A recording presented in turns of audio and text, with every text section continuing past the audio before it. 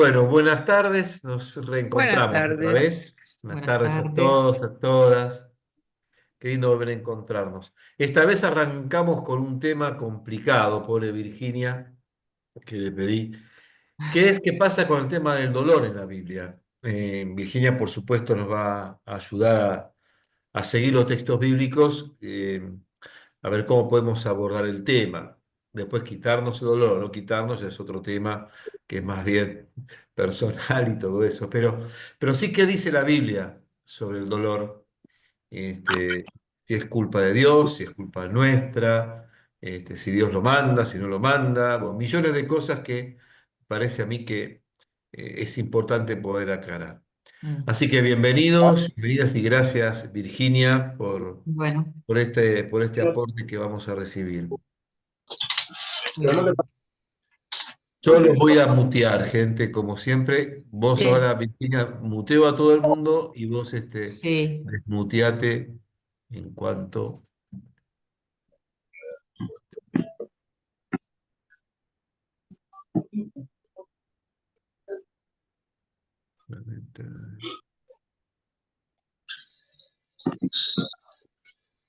Ay, ay, ay. No puedo encontrar cómo. Bueno, les pido que se muteen ustedes, por favor. Acá. No puedo encontrar. Acá el acá participante. está. Listo, ya lo encontré. Ya lo encontré. Eh, Listo. Bueno, ya están todos entonces por suerte muteados. Ahora sí, Virginia, te puedes desmutear vos, así te podemos escuchar. Ahí está, listo. Bueno, a ver si puedo compartir pantalla primero. Sí. Acá.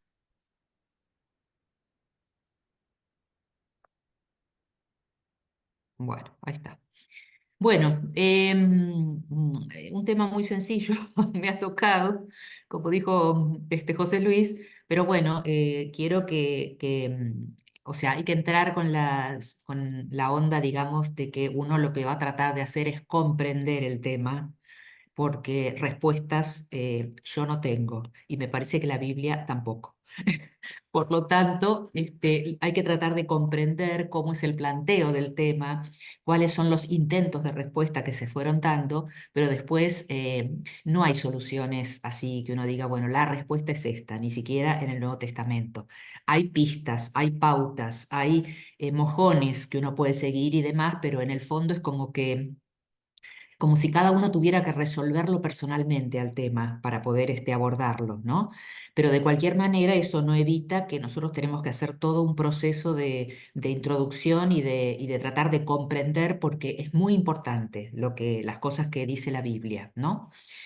Yo quería empezar con esta introducción que está acá, que está tomada del libro de Torres Queiruga, que se llama, acá y abajo está la cita, Torres Queiruga Andrés, Recuperar la salvación. Vamos a leerlo directamente porque me parece una muy buena introducción. Dice el texto, quizá debido a influjos ancestrales no corregidos por una adecuada teología, exista una especie de reflejo clavado en el subconsciente colectivo que lleva a atribuirle a Dios toda especie de mal, de dolor, de desgracia que padece el hombre. Desde el piadoso, Dios hace sufrir a los que ama, hasta el Dios aprieta pero no ahorca. El presupuesto que subyace es siempre el mismo, que Dios es el que manda el mal, o en un caso más suave, el que lo permite. Como consecuencia de esto, el que sufre se pregunta, ¿por qué a mí? ¿Por qué Dios no lo evita? En casos menos difíciles, respuestas tradicionales como es una prueba, Dios saca bienes de males, en el futuro Dios te recompensará, pueden llevar a una integración. Pero en otros casos puede haber consecuencias muy negativas, desde el aumento de la conciencia de culpa, ¿qué hice yo? ¿Por qué Dios me castiga así? Hasta la desconfianza en el amor de Dios o la pérdida de la fe. Bueno, ahí me parece que queda planteado claramente cómo es el tema, ¿no? Con qué es aquello con lo que nos vamos a encontrar. Yo señalé ahí en negrita en el primer renglón la palabra influjos ancestrales, porque eso me parece que es un poco la clave, por lo menos para este primer encuentro.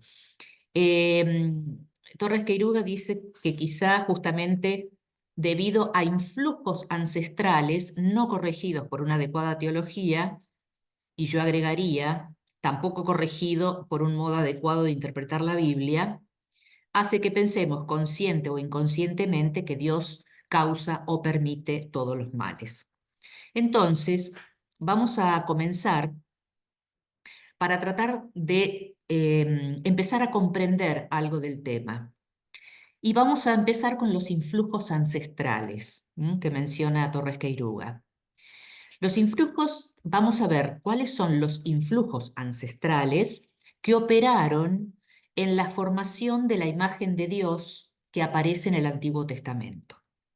Porque de hecho todo lo que nosotros decimos, sabemos, es o porque lo leímos en la Biblia, o porque lo escuchamos, o porque lo repetimos de otro que lo dijo, y a veces no pensamos mucho en lo que podríamos llamar las frases de consuelo, que son varias las que están ahí puestas, y esas frases por detrás tienen imágenes de Dios que son horribles.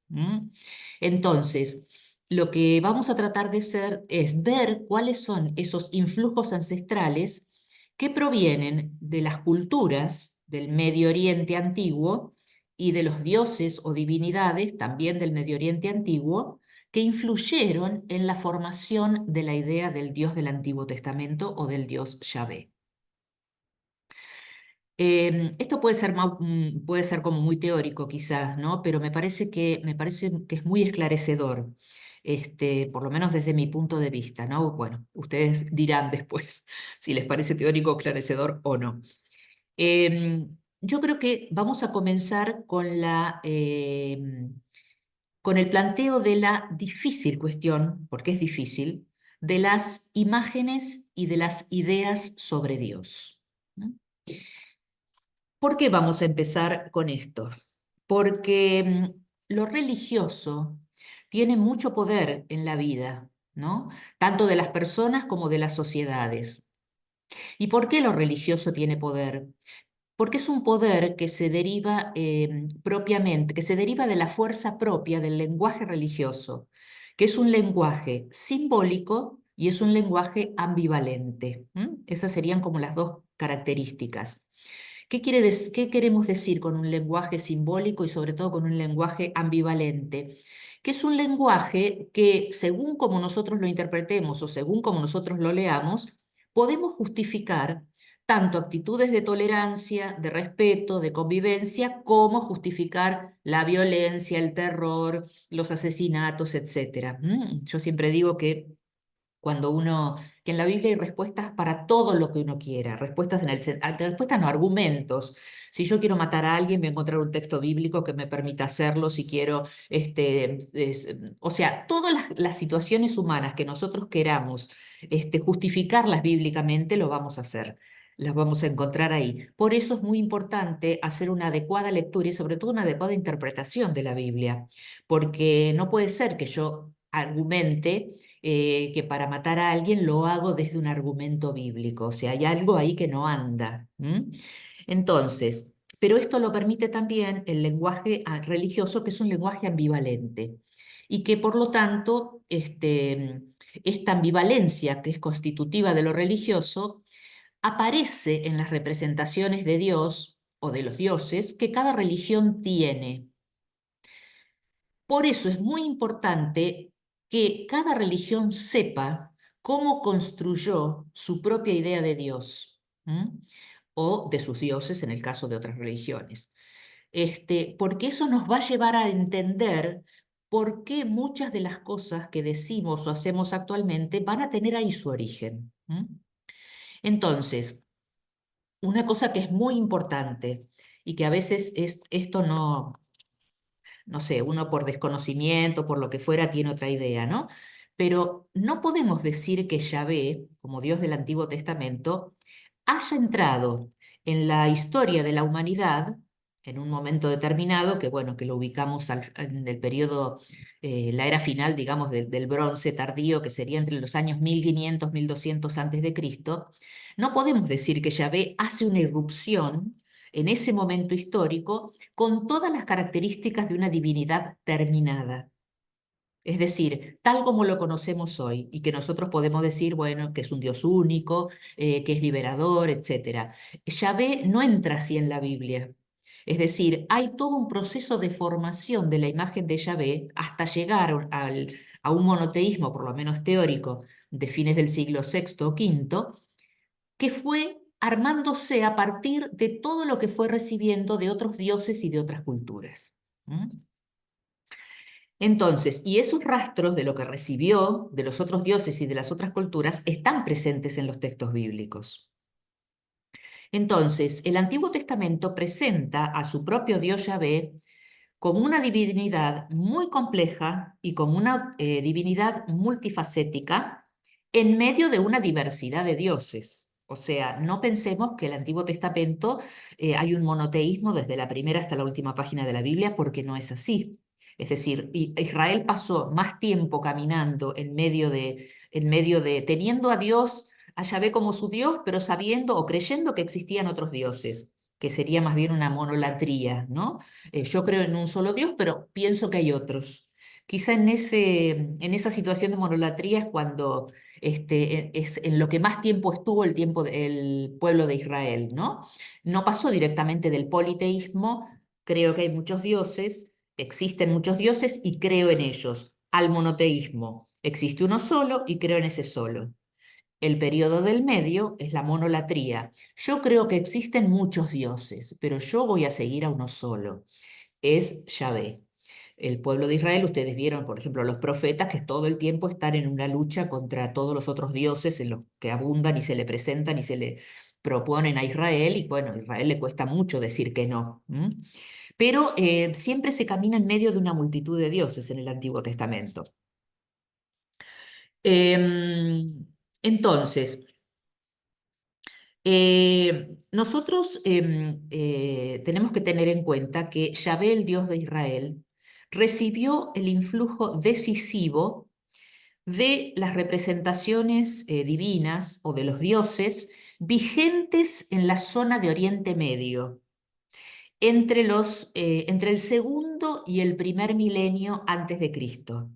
Es decir, los dioses que existían en toda la cuenca del Oriente Medio entre los siglos bueno, menos uno, o el segundo y el primer milenio, siglo menos dos, siglo menos uno, todos esos dioses que pululaban en todo el Oriente influyeron en la concepción de Dios que va a ir armando el Antiguo Testamento. Dioses de Mesopotamia, Egipto.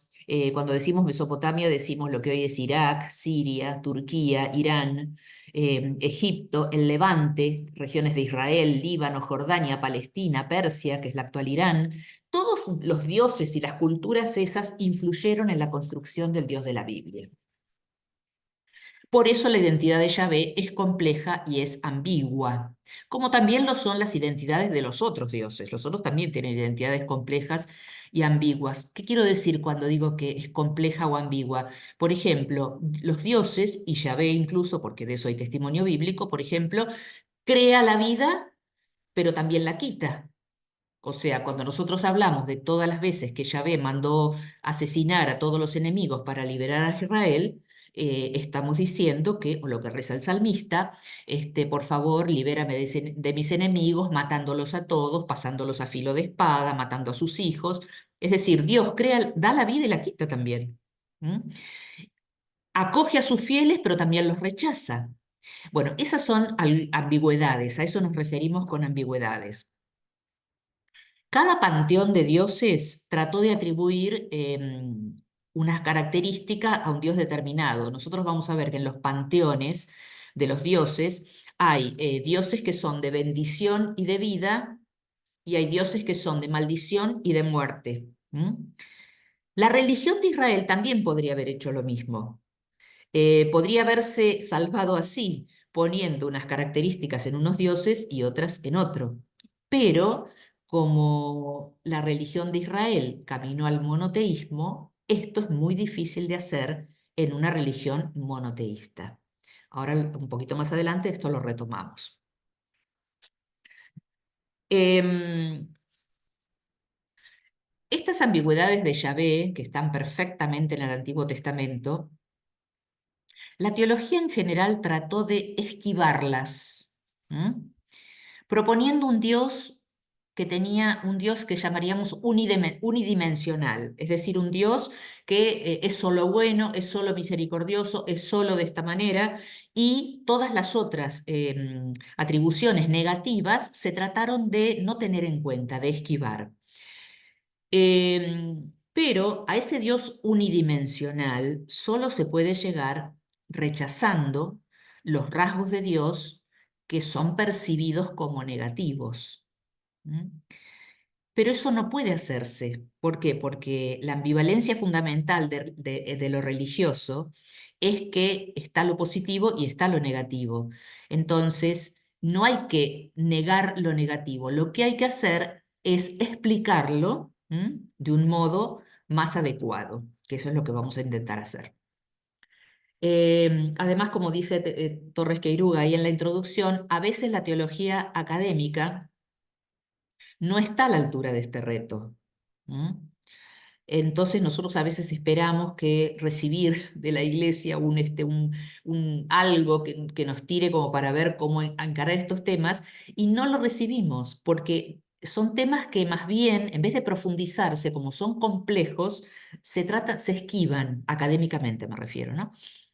Em, la Iglesia Católica en particular, a las iglesias en general, pero a la católica en particular, le costó y le cuesta incorporar todos los descubrimientos científicos y los aportes que resultan de las culturas y religiones del Antiguo Oriente, ¿no? Pero hay que pensar que los libros del Antiguo Testamento nacieron en medio de esas culturas e influenciados por esas culturas. En cambio, a veces lo que se hace es aceptar la influencia, es decir, sí, yo soy consciente de que hubo influencia, pero después no se sacan las consecuencias teológicas adecuadas o las que corresponden. Generalmente se aferra más a una interpretación más bien dogmática y eclesiástica de la Biblia que a una interpretación bíblica. ¿Mm? Les doy un ejemplo. Ustedes saben que, porque en realidad eh, nosotros, o sea, mucho de lo babilónico, de la cultura babilónica, pasó a nuestro pensamiento religioso a través de la Biblia. Entonces nosotros, en el año 1875 se descubrió la epopeya babilónica de Gilgamesh. Ustedes a lo mejor la sintieron nombrar. Es la obra épica más antigua conocida, ¿no? La epopeya de Gilgamesh. Son 5 poemas sumerios y en una tablilla, la tablilla 11, se descubre que hay ahí escrito un mito muy similar al del diluvio de la Biblia, muy similar. Hay un diluvio, una persona se salva de ese diluvio, otro personaje busca a esa persona para que le dé la inmortalidad. Pero hay un personaje que es el único que se salva del diluvio, muy parecido al tema de Noé, etc. Entonces, con el tiempo, el poema de Gilgamesh es más o menos del año 2500 antes de Cristo. Se vio que esta epopeya en realidad, ustedes no se olviden que el pueblo de Israel estuvo mucho tiempo en Babilonia, unos 38, 40 años en Babilonia, cuando estuvo deportado, estuvo en Babilonia y ahí tomó contacto con todo esto. Y la mayoría de los textos bíblicos se escribieron en esta época. O sea que los que escriben estos textos bíblicos tienen contacto con los dioses, con la cultura, bueno, con todo esto. Entonces, con el tiempo se vio que la epopeya de Gilgamesh había servido de fuente al que escribió el relato del diluvio. ¿Mm? Y esta epopeya es un mito, así como el relato del diluvio también es un mito. No lo quiero reducir, pero así rápidamente podríamos decir que el mito no es un relato histórico, es decir, lo que cuenta el mito no es lo que sucedió históricamente.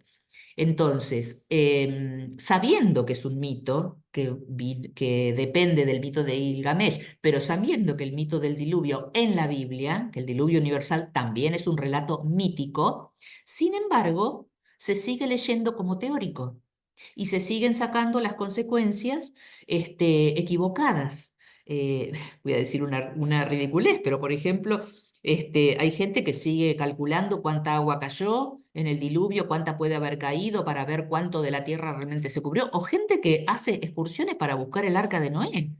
O sea, eso es sacar consecuencias de un relato que los seguís leyendo como histórico, ¿no? Este, mm, y acá, por ejemplo, hay en el año 1893, el Papa León XIII sacó una encíclica que se llamaba Dios Providente, Providentissimus Deus. Y él en la encíclica, frente a estos avances científicos de las culturas orientales y demás que empezaron a tener mucha fuerza, él que dijo que estos eran poderes diabólicos, dice en la encíclica, que son poderes diabólicos contra los cuales el Papa tiene que defender al rebaño de piadosos e ignorantes católicos. Bueno, ya con esa pauta se pueden dar cuenta perfectamente que en la Iglesia Católica estos temas tardaron mucho tiempo. En otras iglesias fue todo más rápido, ¿no? Pero en la católica esto tardó. Recién en el año, esto fue en 1893. En 1943, otro papa, Pío XII, con otra encíclica, Soplo del Dios viviente, o sea, o del Dios, sí, Divino Aflante Espíritu, ¿no? Espíritu, soplo del Dios, del Espíritu viviente o del Espíritu divino. Esta encíclica fue la que empezó a producir un cambio, 1943, porque el Papa insistió en que los intérpretes de la Sagrada Escritura tenían que usar, cuando interpretaban la Biblia, todos los aportes de las otras ciencias. Bueno, igual esto no se crean que fue de un día para el otro. Incluso hoy sigue existiendo una tensión entre un cuestionamiento científico de la Biblia y el saber tradicional de la Iglesia. Bueno, esto sigue pasando. Muy bien, dicho esto, que es como un marco, vamos a ver ahora, voy a pasar acá a ver, ¿puedo subir esto?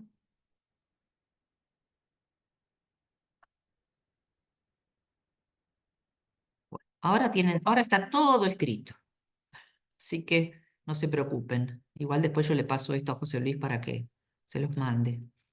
Bien, entonces, con este marco vamos a empezar a ver esto. ¿Quién es y de dónde surgió el Dios Yahvé del Antiguo Testamento? ¿Qué divinidades influyeron en la construcción de su identidad? Esto recordemos siempre que ¿por qué es importante? Porque todos los males y los sufrimientos y los padecimientos se los atribuimos a un Dios, aunque no sea conscientemente, porque yo no voy a decir Dios es malo y me mandó el mal, pero uso expresiones que en el fondo están queriendo decir eso. Entonces, por eso es importante ver de dónde salen esas versiones. Y ahí es donde vamos a ver ahora cómo se construyó esa identidad de Dios. Hay tres divinidades que influyeron principalmente en la construcción de la imagen de Yahvé del Antiguo Testamento. El dios Yahvé, que es un dios anterior al Yahvé del Antiguo Testamento, de quien el dios del Antiguo Testamento va a tomar el nombre, pero que existía antes y era de otro pueblo, el dios El y el dios Baal. Estos son los tres dioses que aparecen mucho en la Biblia. El Yahvé no tanto, el Yahvé ya aparece con el nombre Yahvé como si fuera el de Israel, pero con características del Yahvé de otros, ¿no? Entonces vamos a empezar con ese dios Yahvé. El dios Yahvé era una divinidad de finales de la Edad del Bronce, 1500-1200 a.C., originaria del sur de Palestina, que es el sur de la actual Jordania, y tenía tres características fundamentales. Era el dios de la tormenta y de la lluvia, un Dios que ofrece protección y ayuda, sobre todo en situaciones difíciles, y un Dios solitario. Bueno, ahora, el nombre Yahvé, ¿dónde lo encontramos fuera de la Biblia? Fuera de la Biblia aparece en tres estelas que son como unas de piedra, ¿no? Como unos monolitos, digamos, de piedra escritas, Tres estelas ubicadas en los templos de Amenofis III del siglo XIV a.C. y de Ramsés II del siglo XIII a.C. Es decir, el nombre Yahvé aparece en estelas que estaban dentro de templos egipcios. Y las tres tienen la misma inscripción, Yahvé en el país de los Yashu. Esa es la inscripción que aparece en las tres estelas. Primera vez que el nombre Yahvé aparece, lo encontramos en testimonios fuera de la Biblia. ¿Quiénes son los Yashu o quiénes eran los Yashu? Deriva de una palabra egipcia antigua que significa nómades o pastores. Los Yashu fueron pueblos nómades que vivieron entre la Edad de Bronce y del Hierro en el sur de Palestina, de donde era la divinidad Yahvé. Vieron que al principio dijimos que esta divinidad, ahí el segundo, originaria del sur de Palestina. Ahí vivían los Yashu, en el sur de Palestina. Por lo cual, algunos textos, sí, perdón, algunos textos egipcios hablan de los Yashu de Yahvé, por lo que Yahvé parece haber sido el dios de estos nómades. ¿Mm?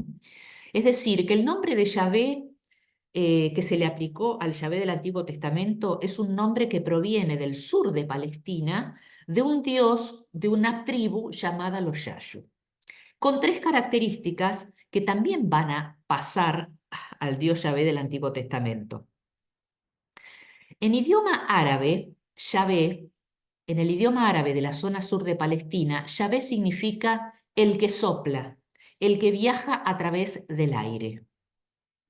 Entonces, vamos a ver coincidencias, cuáles son las coincidencias entre el Yahvé del Antiguo Testamento y el Yahvé de los Yashu. El Dios del Antiguo Testamento también es un Dios que viaja a través del aire. Ahí dijimos que Yahvé significaba el que sopla, el que viaja a través del aire. Eso en el Dios de los Yashu. Pero resulta que el Yahvé del Antiguo Testamento también es un Dios que viaja a través del aire. Vamos al Salmo 104, versículos 1 al 4, y dice... se me fue, ahí está. Alma mía, bendice a Yahvé. Yahvé, Dios mío, qué grande eres. Vestido de esplendor y majestad, te arropa la luz como un manto, como una tienda extiendes el cielo. Levantas sobre las aguas tus moradas. Te sirven las nubes de carroza, te deslizas sobre las alas del viento. Tomas por mensajero a los vientos, a las llamas de fuego por ministros. Fíjense, lo mismo que hacía el Yahvé de los Yashu, deslizarse sobre las alas del viento. El Dios del Antiguo Testamento también viene del sur de Palestina, como el Yahvé de los Yashu. Y hay varios textos donde dice, jueces, el libro de los jueces. Cuando saliste de Seir, Yahvé, cuando avanzaste por los campos de Edom, tembló la tierra, gotearon los cielos, las nubes en agua se fundieron, los montes se licuaron delante de Yahvé, el del Sinaí, delante de Yahvé, el Dios de Israel. Deuteronomio. Dijo Moisés, ha venido Yahvé del Sinaí, para ellos desde Seir se ha levantado, ha brillado desde el monte Parán. Y el profeta Habacuc dice, Dios viene de Temán, el santo del monte Parán, su majestad cubre los cielos, de su gloria está llena la tierra. Todos estos lugares que mencionan estos tres textos, Seir, Edom, Sinaí, Monte Parán y Temán, son lugares que geográficamente están ubicados en el sur de Palestina, donde habitan los Yashu. Es decir, que cuando los textos estos dicen que Dios viene de ahí, del sur de Palestina, llamándolo Edom, Seir, Temán, Monteparán, etc., está coincidiendo con el lugar de donde es el Yahvé de los Yashu. Tercero, el Dios del Antiguo Testamento también es un Dios de la tormenta y de la lluvia. Cuando Dios avanza, el Dios bíblico, se desata la tormenta. Libro de los Jueces. Cuando saliste de Seir, Yahvé, cuando avanzaste por los campos de Edom, tembló la tierra, gotearon los cielos, las nubes en agua se fundieron, los montes se licuaron delante de Yahvé, el del Sinaí, delante de Yahvé, el Dios de Israel. Esto además es una ambivalencia porque el dios Yashu es dios de la tormenta y de la lluvia, lo cual hace que La tormenta puede ser, y la lluvia es ambivalente porque la lluvia puede ser fecunda, fértil, etcétera, pero la tormenta puede traer catástrofes, ¿no? Entonces, eso es algo que también pasó a Yahvé. Yahvé puede producir la lluvia benéfica, pero también produce catástrofes. Bueno, el 4. El Dios del Antiguo Testamento también ofrece protección y ayuda, como el Dios Yashu, el Dios de los Yashu. Por ejemplo, un ejemplo, Éxodo 3, 1 y siguientes, la liberación de Egipto y muchos textos de este tipo, no todos los textos donde Dios ayuda. Quinto, esto es muy importante, el Dios de los Yashu era un Dios solitario, por eso su nombre no está incluido en ningún panteón de la época del Bronce Tardío o del Hierro Primero, por lo menos de los que hasta ahora se conocen. Es probable que esta característica sea lo que haya permitido el desarrollo posterior de un culto exclusivo a Yahvé como único Dios verdadero, monoteísmo. ¿Mm? Entonces, esta característica de que es un Dios solitario puede haber estado como antecedente en la construcción del monoteísmo bíblico, en la imagen de Dios, ¿no? Bien, pasamos al segundo Dios que influenció en Yahvé, el Dios El. Este ya no es un dios del sur de Palestina como el anterior, sino que es un dios del centro y norte de Palestina. Ya no es el dios de los Yayus, sino que es el dios principal del panteón cananeo. Así que ustedes recuerden que cuando Israel entra en Canaán, después de la salida de Egipto, el dios fundamental del panteón de la gente con la que se encontraron, del panteón cananeo, es el dios El, que está por encima de todos los otros dioses y a él todos los dioses le deben obediencia. ¿Cuáles son las características del dios El? La primera, que es la más importante, preside la asamblea de los dioses. Cuando hay una asamblea de dioses, es como que el dios él está en un trono superior, desde ahí preside y un poco lo que decíamos antes, ¿no? Los otros dioses lo obedecen. Esto lo remarco porque esto pasará a Dios como característica, al Dios de la Biblia. Es un Dios que bendice, el Dios Él, y lleva el título de Padre y de Dios clemente y misericordioso. Todas estas características van a pasar al Dios del Antiguo Testamento. La primera mención extrabíblica del dios El aparece en la estela de Merneptah. Es una estela que se descubrió en 1896 en el Templo de los Muertos de Tebas, que hoy se llama Karnak, en Egipto. La estela está escrita en jeroglíficos y es del 1209 a.C. Es una estela que un reino, ¿cómo se llama? Bueno, sí, un rey puede ser, un faraón, escribió varias cosas de su reinado. Y en la parte de atrás, otro rey, el rey Merneptah, que por eso se llama la estela de Merneptah, escribió ahí, hizo un recuento para conmemorar una campaña militar que él había realizado en Canaán en el año 1210. Ahí lo que hace que es escribir todos los pueblos a los que destruyó. Y entre los pueblos que derrotó aparece Israel. Él, en la Biblia, es terminación de un montón de nombres, ciudades, etc. Es el nombre del Dios, el Dios Él. Y el Israel, la primera vez que aparece fuera de la Biblia como categoría étnica, es decir, como un pueblo, es en esta estela. ¿Cuáles son las coincidencias entre el Yahvé del Antiguo Testamento y el Dios El? Génesis. Jacob erigió allí, en Siquén, un altar y lo llamó altar de El, Dios de Israel. Éxodo. Habló Dios a Moisés y le dijo, yo soy Yahvé. Me aparecí a Abraham, Isaac y Jacob como El Shaddai, el Todopoderoso quiere decir. Pero mi nombre de Yahvé no se los di a conocer. Este es un texto tardío sacerdotal del siglo VI a.C. que conserva un recuerdo que alude a que él era el nombre del Dios de los patriarcas. ¿Mm? En el texto anterior dice, yo soy Yahvé, cuando me aparecí a los patriarcas, Abraham, Isaac y Jacob, me aparecí como El Shaddai, no les dije que me llamaba Yahvé. Por lo tanto, se considera que él pasó a ser el nombre del Dios en el que creían los patriarcas. Deuteronomio. Cuando el Altísimo, que se dice el Ión, repartió las naciones, cuando distribuyó a los hijos de Adán, fijó las fronteras de los pueblos según el número de los hijos de Dios, y la porción de Yahvé fue su pueblo, Jacob fue su parte de heredad. Este es un texto muy interesante porque fíjense, todavía está diciendo, está poniendo como Dios principal en la Biblia al Dios Él. Él está sentado en su trono, en la asamblea de los dioses, ¿y qué está haciendo? Está repartiendo todas las tierras del mundo a los dioses.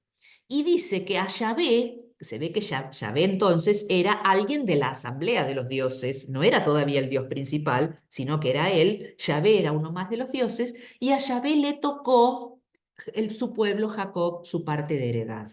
¿Mm? Por eso, un texto muy interesante que muestra al dios él ocupando el trono en la asamblea de los dioses y repartiendo los pueblos a los dioses. Yahvé es uno de esos dioses y le toca el pueblo de Jacob, o sea, le toca a Israel. Más adelante en la Biblia, históricamente, cronológicamente, digamos, Yahvé se va a apropiar del trono del dios él. Todas las características de él van a pasar a Yahvé.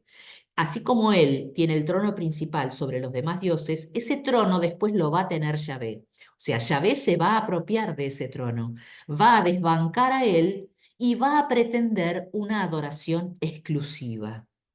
¿Mm? Que eso también va a tener que ver en la formación del monoteísmo.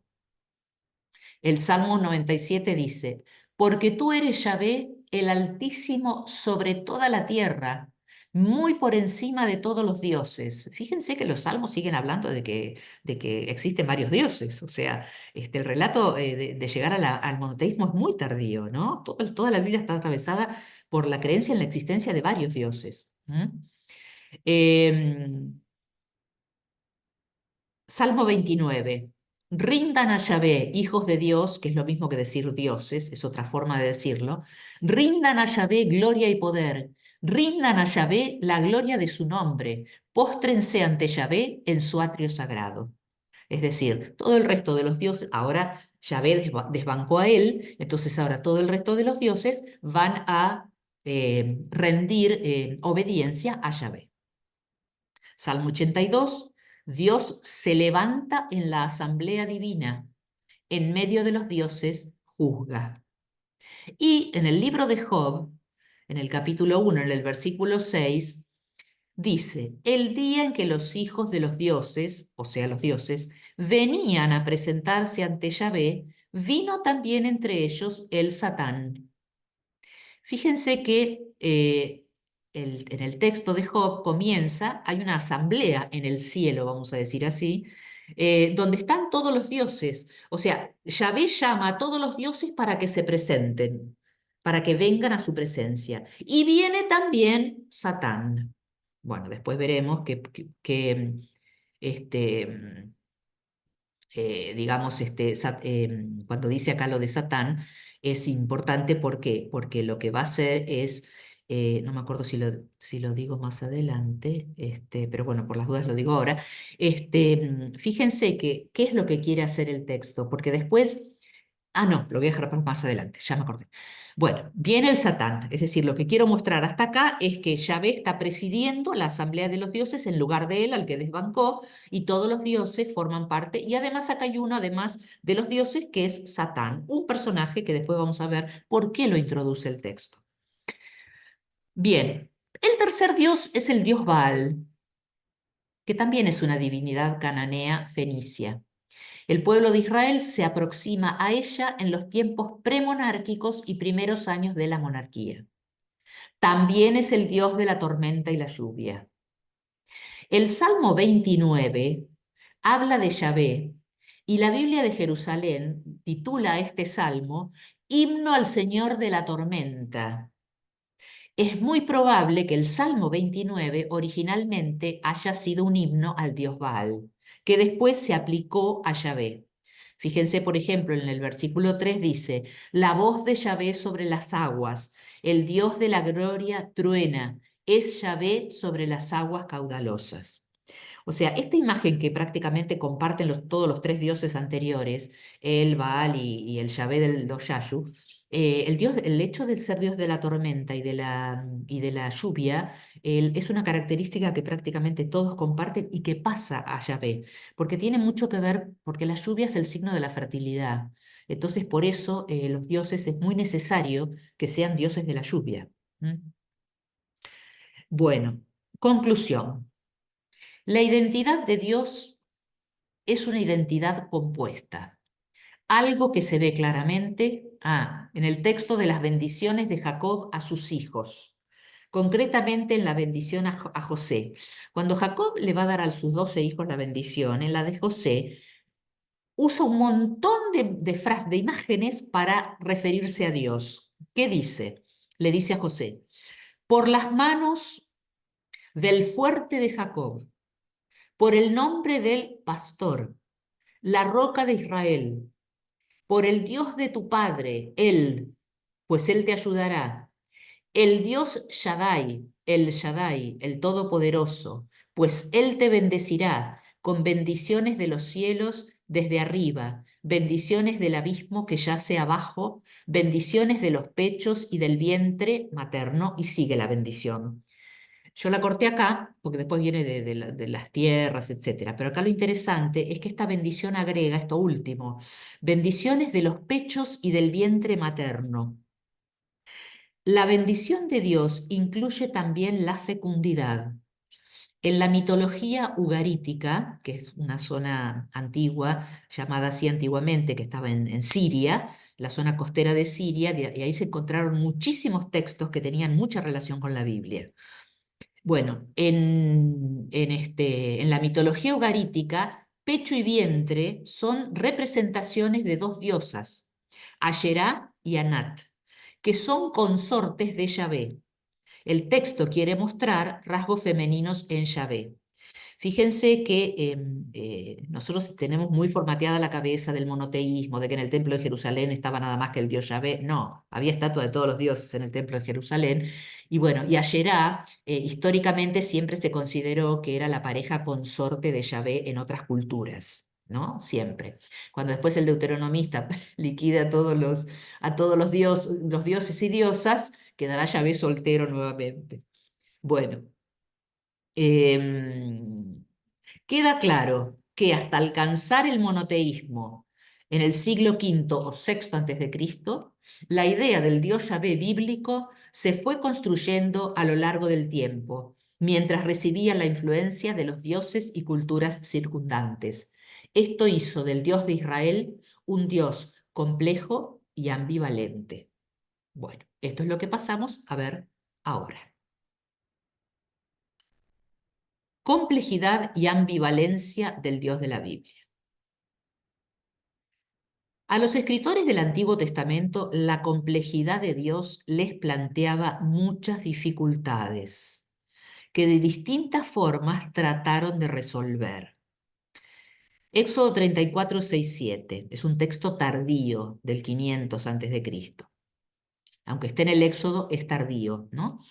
Yahvé pasó delante de él y Moisés exclamó: Yahvé, Yahvé, Dios misericordioso y clemente, tardo a la cólera y rico en amor y fidelidad, que mantiene su amor por millares, o sea, por 1000 generaciones, que perdona la iniquidad, la rebeldía y el pecado, pero no los deja impunes, que castiga la iniquidad de los padres en los hijos y en los hijos de los hijos hasta la tercera y cuarta generación.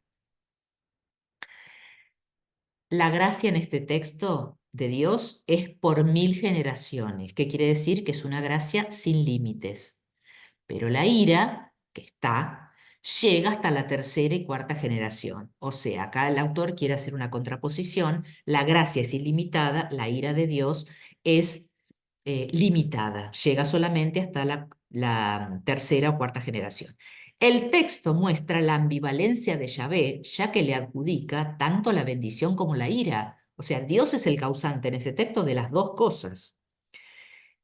Este texto ya es fruto de una reflexión teológica que necesita, o sea, el autor cuando escribió este texto En el texto ya hace una reflexión teológica. ¿Por qué? Porque él necesita explicar el complejo comportamiento negativo de Dios.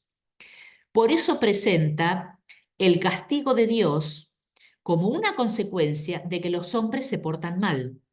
Para el autor es lógico que Dios responda con ira. Sería una respuesta adecuada al comportamiento humano. Es decir, ¿qué hace? Justifica el comportamiento de Dios. Si los hombres no se portaran mal, Dios no tendría ningún tipo de ira. ¿Mm? Entonces, estamos en un contexto además, que esto lo vamos a ver bien después porque es una de las cosas más importantes, ¿no? En la próxima vez.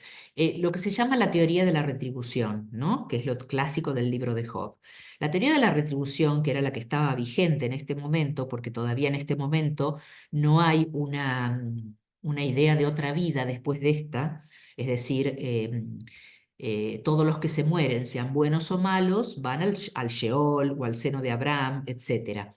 Y ahí se terminó todo. Ni siquiera siguen teniendo contacto con Dios. Eh, Hay salmos que dicen, en el Sheol nadie te alaba. ¿Por qué? Porque la condición del Sheol hace que se terminó todo. Vos terminaste todos tus vínculos, tus relaciones con Dios también. Entonces, ¿qué pasa? Eh, ¿Cuándo vos recibís los premios y los castigos? Bueno, si no hay otra vida, los tenés que recibir en esta. Entonces, la persona que recibe muchos premios, muchas bendiciones, se la considera justa. Y la que recibe maldiciones, se la considera injusta. Entonces, por ejemplo, las tres bendiciones clásicas del pueblo de Israel, ¿cuáles eran? Muchos años, muchos bienes y muchos hijos. Entonces, por eso, ¿por qué los patriarcas todos mueren con 190 años, 215 años? Porque la expectativa de vida era más larga antes, no. Porque eso quiere decir que eran personas muy justas, porque murieron con muchos años. Lo mismo morir con muchos hijos. Por eso la infertilidad o la virginidad son maldiciones en el Antiguo Testamento. Y muchos bienes. ¿M? Entonces, ¿qué pasaba? Como esa era la teoría vigente, por eso dice que castiga la iniquidad hasta la tercera y cuarta generación. Hay castigo en esa época. ¿Por qué? Porque solo hay teoría de la retribución. Es decir, los que no son justos tienen que ser castigados en esta vida. Después, cuando esto evolucione, las cosas van a cambiar. Pero por ahora esto es así. ¿Mm? Entonces, saber por qué escribe el autor de este modo es importante, ¿no? Pero fíjense que el autor le pone un límite al castigo, porque el autor se da cuenta que acá hay algo que no cierra, o sea, no puede haber una gracia ilimitada, infinita y un castigo que convivan con esa gracia. Entonces, su forma, digamos, de arreglar el problema es reducirla, o sea, que solamente va a ser hasta la cuarta y quinta generación, y además, ¿cómo es? Solamente, digamos, esa ira existe porque los hombres se portan mal. Si los hombres no se portaran mal, Dios no estaría airado, no sería un Dios airado. Es su forma de justificarlo. ¿M? Bueno, ven que ya desde muy temprano los mismos autores bíblicos les tenían bastante dificultad para escribir y para leer cosas que ya habían sido escritas y que se daban cuenta que no cerraban. Entonces, bueno, fue bastante dificultoso. Em, Bien, acá está el otro texto, el texto de Job que leíamos antes, que es del 400 antes de Cristo. También acá está en plena vigencia la teoría de la retribución. Al justo le va bien, al malo le va mal.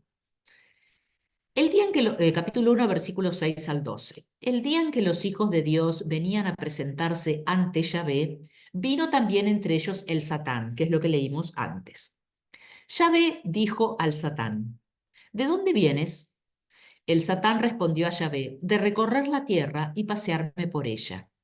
Y Yahvé le dijo a Satán, ¿no te has fijado en mi siervo Job? No hay nadie como él en la tierra. Es un hombre cabal, recto, que teme a Dios y se aparta del mal. Respondió el Satán a Yahvé, ¿es que Job teme a Dios de balde? O sea, gratis, con todo lo que lo beneficia, ¿cómo no le va a temer? ¿No has levantado tú una valla en torno a él, a su casa y a todas sus posesiones? Has bendecido la obra de sus manos y sus rebaños hormiguean por el país. Pero extiende tu mano y toca sus bienes. Verás si no te maldice a la cara. Dijo Yahvé a Satán, ahí tienes todos sus bienes en tus manos. Cuida solo de no poner tu mano en él. Y Satán salió de la presencia de Yahvé. Bueno, ustedes saben que Satán no es una persona, no es o sea, Satán es un nombre simbólico. Satán en griego quiere decir el adversario, es decir, el que se opone, digamos, a los planes de Dios. Por eso cuando después de del primer anuncio de la pasión, cuando Jesús dice, el Hijo del Hombre será entregado, lo crucificarán, morirá, etcétera, Pedro dice, no, de ninguna manera te va a pasar eso. Y Jesús que le contesta, aléjate de mí, Satanás. Si uno tuviera que decir quién es Satanás, y Pedro. O sea, es el único personaje al cual Jesús le dice Satanás. Pero no es nadie, no es una entidad física, una persona. Satanás es un rol, es una tarea, es una misión. Horrible, pero es una misión. Es decir, Satanás es el adversario, son aquellas personas, circunstancias, etcétera, que se oponen permanentemente a los planes de Dios.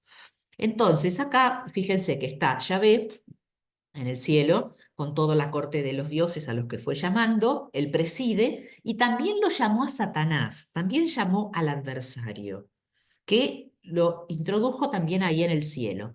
¿Para qué lo llamó? Para que vaya y le saque a Job todas sus pertenencias para ver si realmente Job, viéndose sin nada, es tan justo como dice. Entonces vamos a ver lo que dice acá. Para solucionar la complejidad, ¿m? El autor introduce un personaje, el Satán. Así no será Yahvé quien ponga a prueba a Job, sino Satán. El nuevo personaje se introduce para que haga, entre comillas, el trabajo sucio, deslindando a Dios de esa responsabilidad. Ven que esta es otra manera que tuvo el autor de solucionar de no poner en Dios ese problema. Cuando Job se queja, se revela porque le va re mal y qué sé yo, y él es un hombre justo, Job mismo dice, Dios me manda todos estos males. Entonces el autor no quiere relacionar que Dios es el que le manda los males. Entonces, ¿cómo lo soluciona? Introduce un personaje nuevo en el texto que es Satán. Y a Satán, el adversario, lo pone a hacer, como dice ahí, el trabajo sucio. Entonces Dios no tiene nada que ver con lo que le está pasando a Job, con los males, con el sufrimiento, etcétera. Son formas de tratar de, digamos, de armar una imagen de Dios, sacando cosas que los autores creen que no le corresponden, pero que están presentes y no pueden evitarlas. Entonces, de alguna manera las tratan de ir solucionando. Otros textos que son muy difíciles son los que se llaman textos de arrepentimiento. Son textos complejos porque muestran un Dios que se arrepiente de cómo obra. Génesis 8. Después del diluvio, dice, versículo 20, Noé construyó un altar a Yahvé, tomó de todos los animales puros y de todas las aves puras y ofreció holocaustos en el altar.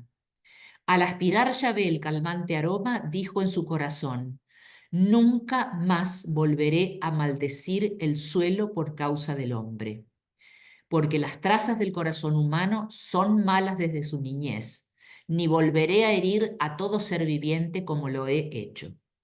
Fíjense que el argumento es el mismo. Las trazas del corazón humano son malas desde su niñez, por eso les tuve que mandar el diluvio. El mismo argumento que el anterior, de la ira hasta la tercera o cuarta generación. Pero dice, no, yo no voy a volver a hacer esto nunca más. Dios se arrepiente de lo que hizo. Estos textos generaron mucha complicación, ¿no? En Éxodo, después que pasó lo del becerro de oro, ¿no? Cuando Moisés sube, va a recibir las tablas y los que están abajo, por las dudas, Dios no viniera o no fuera o qué sé yo, se hacen un becerro de oro. Dice, y añadió Yahvé a Moisés, ya veo que este pueblo es un pueblo de dura cerviz. Déjame ahora que se encienda mi ira contra ellos y los devore. De ti, en cambio, haré un gran pueblo. Pero Moisés trató de aplacar a Yahvé su Dios diciendo, ¿por qué, oh Yahvé, ha de encenderse tu ira contra tu pueblo, el que tú sacaste de la tierra de Egipto con gran poder y mano fuerte? ¿Van a poder decir los egipcios que los sacaste con mala intención para matarlos en las montañas y exterminarlos de la faz de la tierra? Abandona el ardor de tu cólera y arrepiéntete de la amenaza contra tu pueblo. Acuérdate de Abraham, de Isaac y de Israel, siervos tuyos, a los cuales juraste por ti mismo. Multiplicaré vuestra descendencia como las estrellas del cielo. Toda esta tierra que les tengo prometida se la daré a vuestros descendientes, y ellos la poseerán como herencia para siempre. Entonces Yahvé renunció a lanzar el mal con que había amenazado a su pueblo. Acá además se agrega otra cosa, porque no es solamente que Yahvé se arrepintió y no lanzó el mal. ¿Por qué se arrepintió? Porque intervino Moisés. Es decir, que una persona le pudo hacer cambiar de idea, que es un poco lo que después uno podría ver en el pasaje de la Cananea, cuando Jesús le dice que no le va a dar, que la comida es para los amos, no para los perritos, y ella le dice, bueno, sí, pero los perritos comen de la mesa que caen de los amos, y la mujer le dice, ah, qué grande es tu fe, tenés razón. Una mujer que le hizo cambiar de idea a Jesús. Bueno, esto sería un poco lo mismo. Moisés le hizo cambiar de idea. Lo va a hacer también después Abraham, intercediendo por Sodoma. Y si hubiera 50 justos, bueno, si hay 50 no lo hago. Y si hubiera 40, bueno, estos textos de arrepentimiento, y más cuando intervienen seres humanos, que son los que le hacen cambiar al Dios de idea, son textos que generan complicación. ¿Mm? Los textos de arrepentimiento trajeron muchos problemas porque muestran un Dios cambiante. Autores como Filón, Orígenes, Lutero, Calvino, directamente excluyeron de Dios la posibilidad del arrepentimiento. Que Dios sea cambiante pone en cuestión la imagen clásica de Tomás de Aquino, de Dios como motor inmóvil. Los autores clásicos, ¿qué hacen? Y Tomás de Aquino también, pero los autores clásicos que lo siguieron van a tratar de adaptar a cualquier precio los atributos de Dios que se establecieron no desde la Sagrada Escritura, sino desde la filosofía. Los que se hicieron desde la filosofía son que Dios es un motor inmóvil, omnisciente, omnipotente, que no responden a lo que es el Dios bíblico. El Dios bíblico cambia de idea, llora, se arrepiente, se conmueve. Entonces em, es imposible unir las imágenes de Dios de la filosofía con el Dios bíblico. Y como en realidad la teología históricamente se alimentó más de la filosofía que de la Biblia, por eso también pasan muchas de estas cosas y hay mucho desconocimiento, ¿no? Bueno, otros textos difíciles, los que muestran ambigüedades en la conducta de Yahvé. Profeta Ezequiel 21, una sentencia profética. Dirás, le dice Dios a Ezequiel, dirás a la tierra de Israel, esto dice el Señor Yahvé, aquí estoy contra ti, voy a sacar mi espada de la vaina y voy a extirpar de ti al justo y al malvado. Para extirpar de ti al justo y al malvado, va a salir mi espada de la vaina, dirigida contra todos, desde el Negev hasta el norte. ¿Cómo es esto? ¿Dios extermina por igual a justos y malvados? Esto además, ¿cómo compaginar, la pregunta que está ahí, cómo compaginar esto con lo que dice 3 capítulos más adelante el libro de Ezequiel? Que dicen, los que antes me refiero, lo que leímos es Ezequiel 21, pero en Ezequiel 28 dice, la palabra de Yahvé me fue dirigida en estos términos. ¿Por qué andan repitiendo este proverbio en la tierra de Israel? Los padres comieron el agraz, o sea, la fruta inmadura, digamos, y los dientes de los hijos sufren la dentera. Por mi vida, oráculo del Señor Yahvé, que no repetirán más este proverbio en Israel. Miren, todas las vidas son mías, tanto la vida del Padre como la del Hijo son mías. Morirá el que peque, el que es justo y practica el derecho y la justicia, sin duda que vivirá, oráculo del Señor Yahvé. Entonces, en 3 capítulos de diferencia ya tenemos una gran diferencia. En el 18 dice que solamente muere el que peque, el justo se salvará, pero resulta que en el 21 dice que ambos morirán por igual, que Dios matará a ambos por igual. Bueno, otra ambigüedad en la conducta de Yahvé, difícil de digerir, ¿no? Salmo 44. Esta es peor. El salmista dice, todo esto, cuando está rezando, el orante dice, todo esto nos vino sin haberte olvidado, le dice a Dios, sin haber traicionado tu alianza. O sea que los castigos se han abatido sobre los orantes, aun cuando estos no fueron infieles a la alianza. Ustedes piensen además que con la teoría de la retribución, si a vos te vinieron todos los males, es porque no sos justo. Entonces el orante dice, pero nosotros no hemos sido infieles a la alianza y sin embargo todos los castigos cayeron también sobre nosotros. Bueno, Job, Job, entre todo lo que habla y le dice a Dios y se queja y demás, Job siempre acusó a Dios de ser el responsable de toda su desgracia. Entonces le dice, pero es lo mismo, capítulo 9, versículo 22, pero es lo mismo, de verdad, destruye igual al inocente y al culpable. Y viene una frase ahora que, según todos, es la peor, es la peor blasfemia, digamos, del Antiguo Testamento, esta que pronuncia Job. Si un azote acarrea la muerte de improviso, él, Dios, se ríe de la angustia de los inocentes. Nadie llegó tan lejos de decirle a Dios, no solamente nos matás, sino que te reís de matarnos, por matarnos. Deja el país en poder del malvado y pone un velo en el rostro de sus magistrados. Ay, ¿quién sino él lo hace? Job se considera un hombre justo y hace responsable de su miseria a Dios. Bueno, después veremos en el libro de Job esto qué posibilidades tiene de resolverse. En el Nuevo Testamento, la ambigüedad de Dios no desaparece totalmente y algunos autores intentarán corregirla. Por ejemplo, las palabras de Dios en la cruz. Ustedes saben que Marcos y Mateo son los evangelios más antiguos, ¿no? Marcos el primero, Mateo sigue a Marcos. Y en estos evangelios, las palabras de Dios en la cruz son, Dios mío, ¿por qué me has abandonado? Esta imagen del Dios que ama, pero que abandona, por eso la ambigüedad, es un Dios que ama, pero resulta que abandona. Esto es así si uno no sabe leerlo, por eso es lo que insistimos en la necesidad de conocer e interpretar la Biblia, ¿no? Porque si uno lo lee literal, esto es un espanto.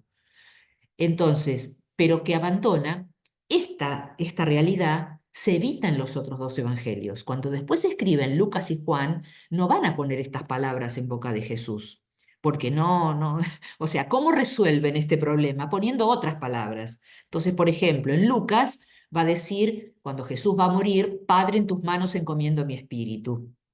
Y Juan en la cruz va a decir, todo se ha cumplido. ¿Mm? En la carta de Santiago, que también es del Nuevo Testamento, Santiago, tomé porque justo hace una recepción del libro de Job, ¿no? Y Santiago recuerda cosas del libro de Job cuando escribe en su carta, pero también evita decir ciertas cosas.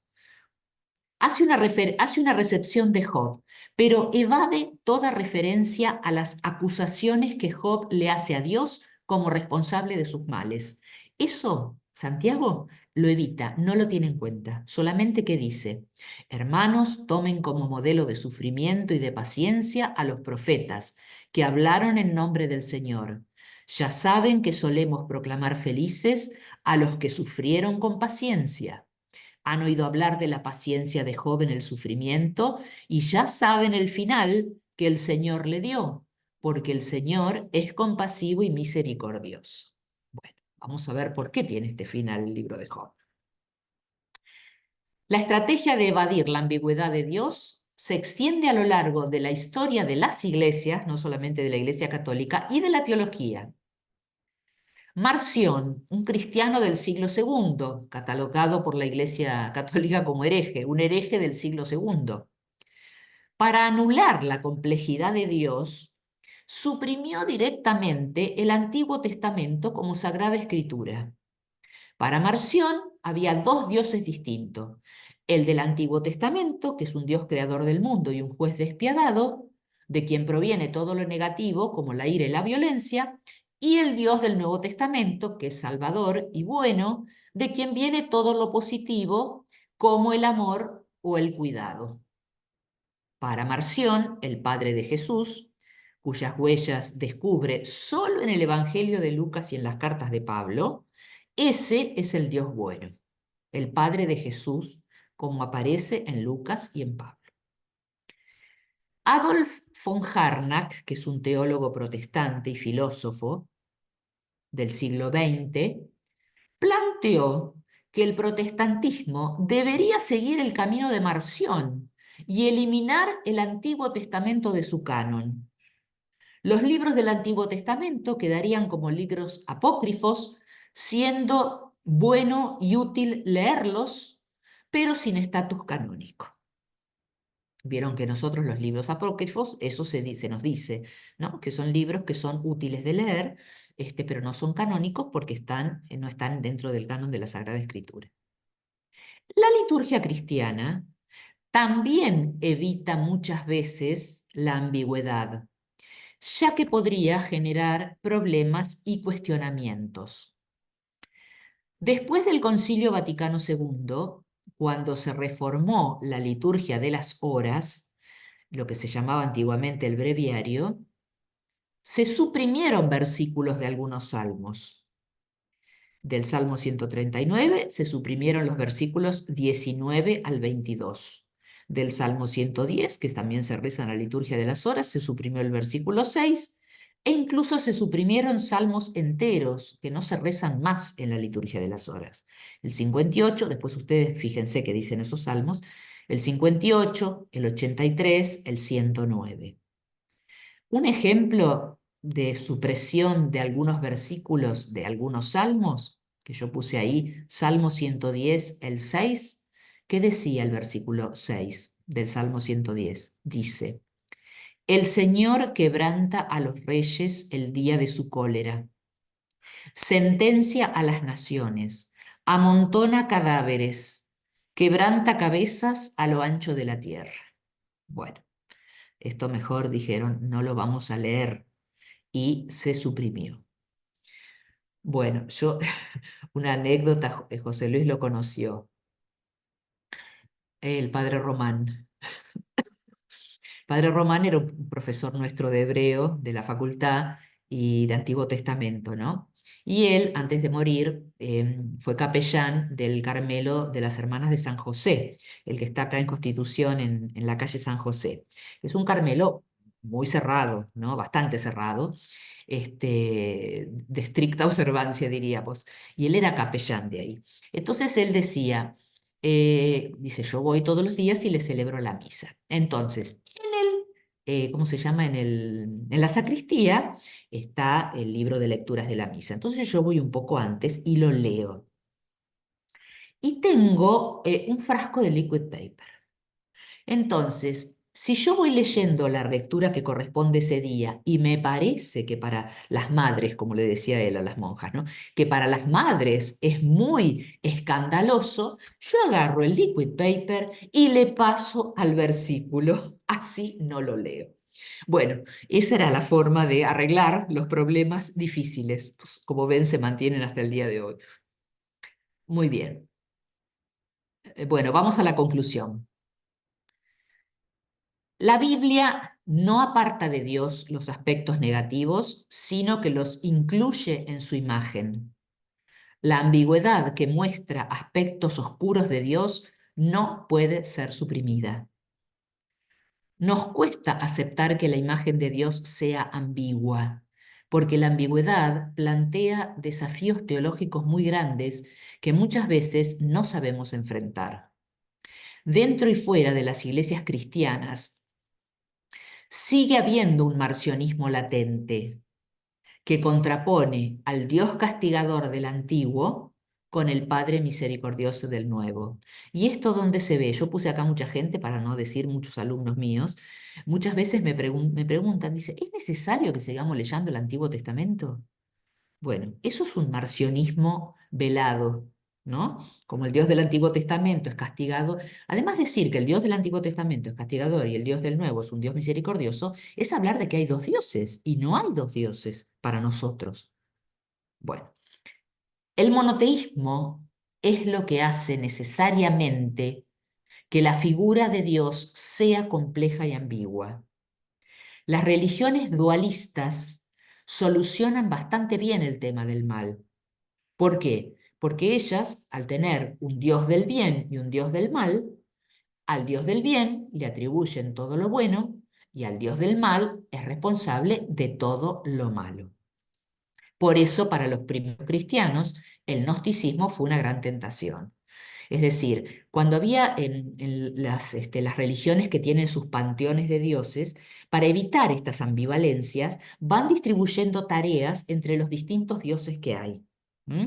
Entonces así no hay ambivalencias porque un dios hace una cosa, el dios hace otra. Entonces una le atribuye los acontecimientos, las cosas que suceden a este o al otro dios. Eso en las que son de panteones de muchos dioses. En las que son religiones de dos dioses, uno es del mal y el otro es del bien. Entonces, también solucionan el problema de la ambivalencia. ¿Por qué? Porque todo lo bueno se lo atribuyen al Dios, al principio del mal, al Dios malo, y todo lo bueno al Dios bueno. Pero el monoteísmo no puede hacer eso, porque hay un solo Dios, y en ese Dios conviven las ambivalencias. Por eso las cosas hay que resolverlas o profundizarlas o conocerlas de otra manera. Yo puse ahí el ejemplo del gnosticismo, ¿por qué? Porque en los primeros siglos el gnosticismo fue una de las filosofías más combatidas por los padres de la Iglesia, porque el gnosticismo es dualista, es decir, hay un principio del bien y un principio del mal. Entonces, como el dualismo es una gran tentación, el gnosticismo, que era la filosofía que predominaba en ese tiempo cuando había un cristianismo naciente, era muy seductora. ¿Por qué? Porque te solucionaba el problema del mal. El monoteísmo no te lo solucionaba. Entonces hubo muchos cristianos que se hicieron gnósticos, así como hubo muchos gnósticos que se hicieron cristianos, ¿no? Pero hubo muchos cristianos que se hicieron gnósticos, justamente por ese tema. Ustedes saben que en el año 1940 y algo se descubre en Egipto también una biblioteca gnóstica. em, Donde había justamente textos de una comunidad cristiana que se había hecho gnóstica y que además eran seguidores, su líder era María Magdalena. ¿M? De ahí es el texto del Evangelio de María Magdalena, por ejemplo. Bueno, esos eran cristianos que se habían hecho gnósticos. Entonces, cuando uno, que es una cosa muy difícil de compatibilizar, por no decir imposible, pero bueno, quiero decir que cuando el cristianismo nace y empieza su crecimiento, sobre todo en el siglo la segunda mitad del siglo primero y en el siglo segundo, y está tan desarrollado el gnosticismo, fue un gran captador de cristianos justamente por este tema del mal. ¿Mm? Bueno, hasta aquí esta parte. Si quieren comentar algo, decir algo, preguntar, soy toda oídos.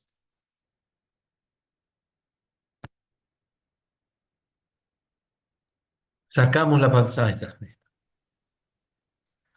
A mí me pareció me parece muy interesante, em, pre- no solamente como preparación, sino como parte integrante del tema del dolor, ver con qué Dios estamos tratando de alguna manera, ¿no? O sea, Mm, como abordar el tema del dolor en la Biblia, primero es abordar el tema de Dios en la Biblia para ver con qué Dios nosotros nos estamos queriendo relacionar para resolver de alguna manera el tema del dolor. exacto, Lo que acabas de decir exactamente. al final me pareció muy iluminador. Es decir, necesito quizás para poder resolverlo la idea de un Dios castigador. Bueno y uno malo. Claro. Claro. Entonces ahora meternos en el tema del dolor desde lo que es Dios me parece muy enriquecedor, muy enriquecedor. La verdad que me parece un paso previo fundamental y que me encantó todo esto, de ver qué Dios es el que la Biblia nos presenta, ¿no? Y que eso pues con que Dios nosotros nos encontramos, ¿no? No, me encantó, me encantó, me encantó esta parte, Virginia, hermoso. Bueno, perdón, me metí yo, pero métanse todos, porque yo quería...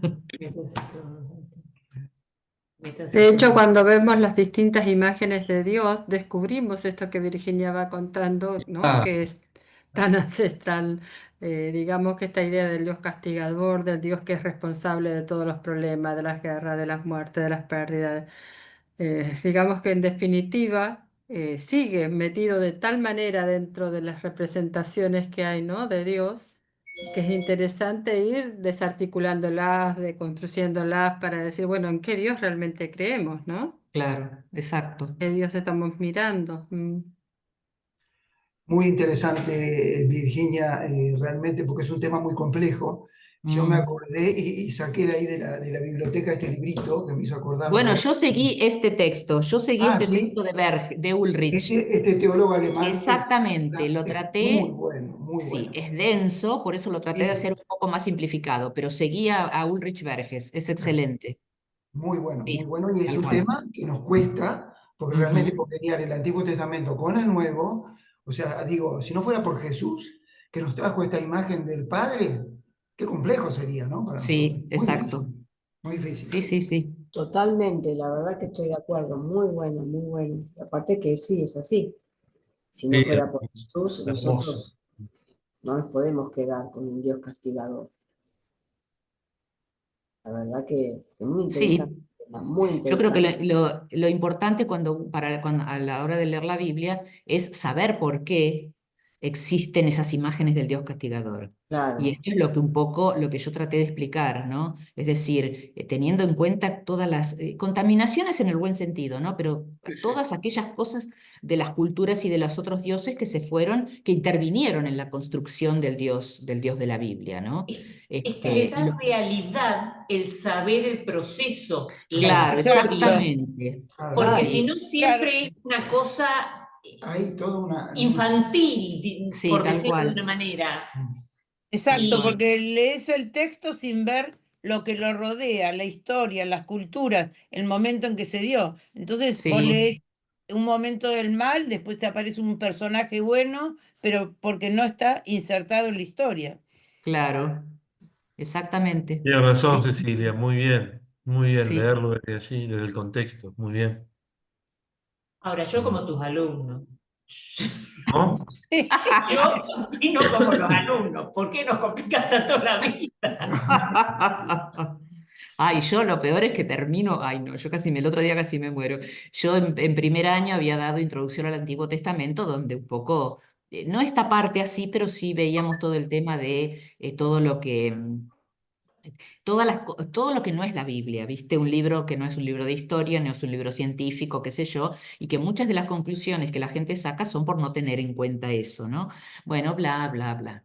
Yo las vuelvo a tener en tercer año el otro día, y después de la primera clase se van y me dice, ay, Virginia, porque ahora en el Nuevo Testamento, ay, Virginia dice, ¿por qué tenemos que seguir leyendo el Antiguo Testamento? Le digo, pero ustedes es como si no hubieran hecho el curso de primer año. Bueno, Nada. no, es re frustrante, te digo. Virginia, sacar Pero un bueno, problema de es encima. difícil. ¿dónde era eso, Virginia? En el centro de espiritualidad Ah, sí, de... sí, sí, sí. Bueno, ¿qué va a ser? Bueno, gente, hermoso. Bueno, Bueno, Muchas gracias. gracias, muy interesante, muy Muy Después, muchísimas interesante, la verdad que gracias. sí. No, de Muchas nada. gracias. Interesante. después Nos mandar vemos Gracias, yo te Virginia. lo voy a bueno. pasar. ¿Eh? Te paso esta síntesis y si Sí, querés sí, se las sí, pasamos a pasar por todos. WhatsApp y yo después lo transmito a la gente. Sí, exacto. Bárbaro. Bueno, Bueno, Muchísimas gracias, Virginia. Gracias. siempre bueno, a muchísimas ustedes. gracias. Muchas Nos gracias. vemos el gracias. A la próximo próxima. Buena martes. semana. Gracias.